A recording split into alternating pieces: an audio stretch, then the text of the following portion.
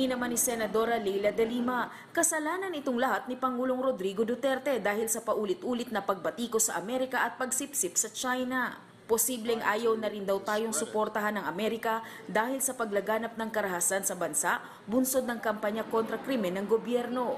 Pero para sa isang political analyst, hindi dapat ito isisi sa kampanya ng Pangulo. Wala pa raw kasing investigasyon ng Amerika o UN kaugnay ng extrajudicial killings na maaaring gawing basehan para opisyal na itigil ang pagbebenta ng armas sa Pilipinas. Well, unang-una, hindi naman usapin pa yung AJK dyan, ano? Kasi wala namang investigasyon pa dyan. Pagdating pa nga lang yung rapporteur ng UN, ano? Militaw, it's a political act, ano? Dahil request ito ng isang senador na nasa Foreign Relations Committee at one issue. Ako, I think it's only an excuse, ano?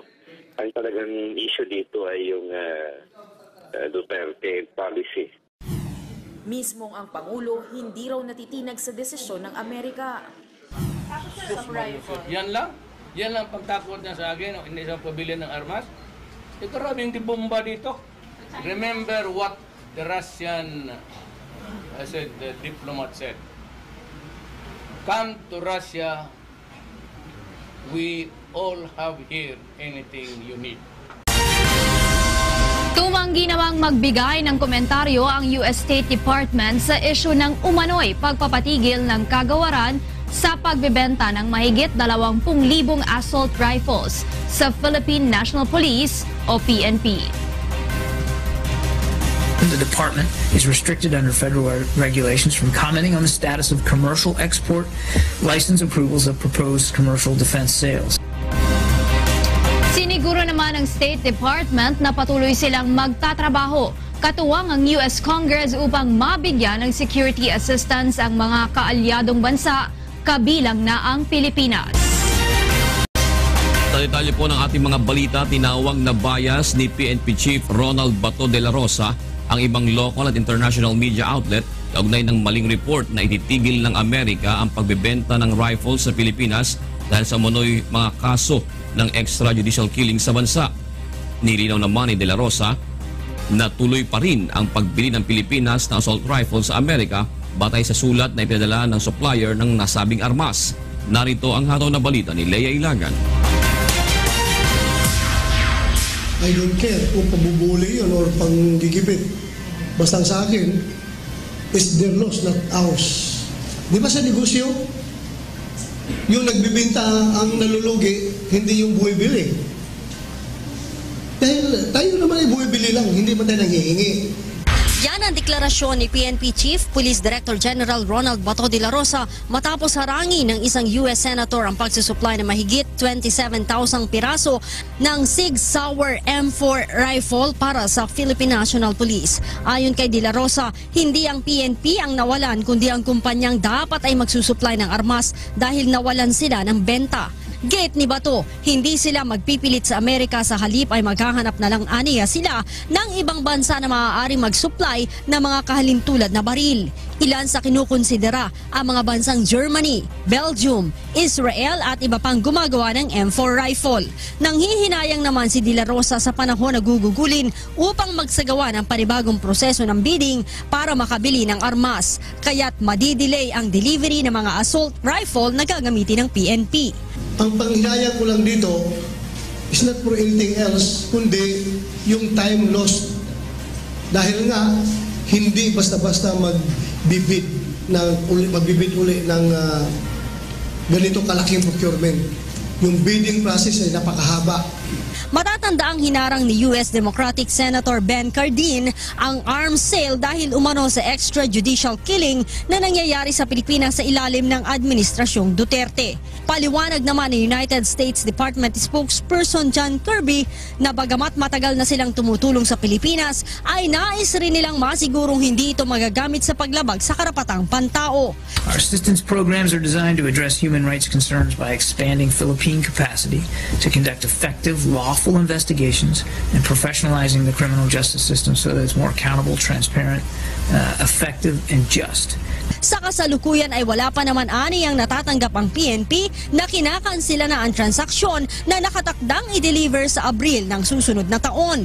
Kung sakali naman daw na kanselahin ito, ay wala ng plano magsampa ng kasong breach of contract ang PNP dahil wala naman daw ito sa kontrol ng supplier. Delivery ng assault rifle para sa Philippine National Police muling maantala matapos tumanggi ang Estados Unidos na ituloy ang pagbebenta nito. Si George Bandola nag-uulat. George? Ni PNP Chief General Ricardo De La Rosa na muling maantala ang pagbili ng Philippine National Police ng 26,000 na assault rifle matapos na tumanggi ang Estados Unidos na i-deliver o tugunan ang kanilang naunang pakikipagkasunduan sa pamamagitan ng bidding sa Philippine National Police.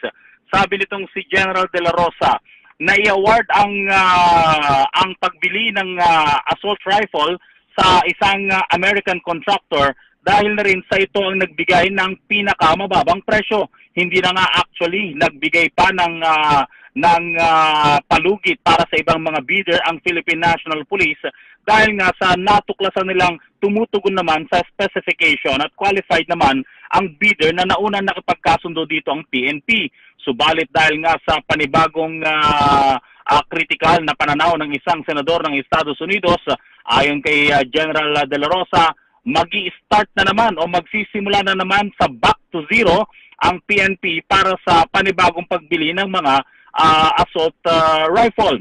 Posibleng manggaling sa Belgium o Israel o kaya sa Germany ang tinatayang Sig Sauer na assault rifle base sa specification na kanilang naunang ibinigay para sa Department of Budget and Management.